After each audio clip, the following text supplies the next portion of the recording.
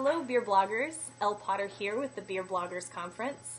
One of the biggest obstacles beer bloggers sometimes are facing when trying to get to the Beer Bloggers Conference is funds. Beer blogging doesn't make the big bucks, but the conference is an opportunity that you don't want to miss out on. So last year, a couple of our bloggers had sponsors who helped fund their cross-country travels, and I'm here with one of them who did just that. This is the Beer Babe, Carla Companion from thebeerbabe.com. Hi. How are you? Good, doing great. Great.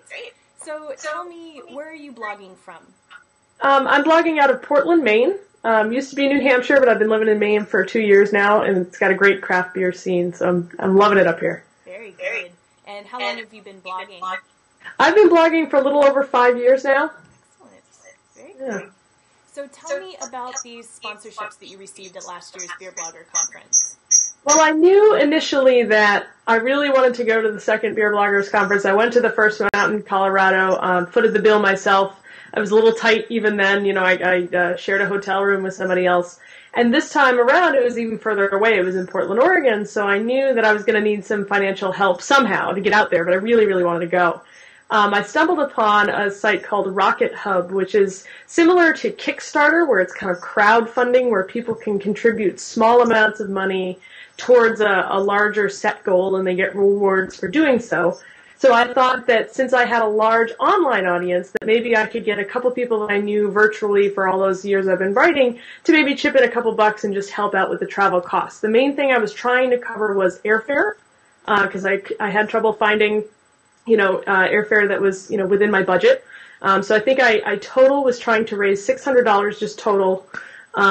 And I set my goal and I set my little reward levels, and then I just kind of broadcast it to people that I knew. And I said, I know I'm not asking for anybody to, send me a couple $100, but if you got an extra $5 and you want to virtually buy me a beer, to help send me to this conference, I would appreciate it.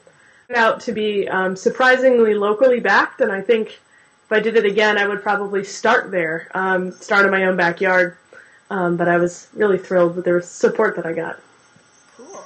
And so how were you reaching out to your potential sponsors? I did a lot of work. I did write a couple pieces on my blog about how important the Beer Bloggers Conference was. I did a lot of my reaching out through Twitter. I have a large Twitter following, and vice versa. I follow a lot of craft beer-related people. It's an incredibly active community. And if people can't help, they'll pass on the word to others who can. Anytime anyone contributed funds, I would publicly thank them on Twitter or Facebook or my blog. I left a permanent banner on top the entire time about who had contributed. How did your participation in the conference benefit the people that supported you in getting there? So there were 2 or 3 brewers in my area that supported me directly.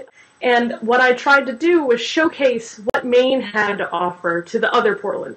So it's just kind of a fun play on words that it's, from Portland to Portland. So I did a little bit of a beer exchange. So in general, I think that it's important for regions, like New England, to kind of get as many people talking about what's going on there. It's not all California. It's not all Portland. There's a lot going on in other places. And anywhere you can kind of educate people about what's going on regionally, I think benefits all the brewers in the area, not just the specific ones that helped me. Very good. Well, thank you so much, Carla.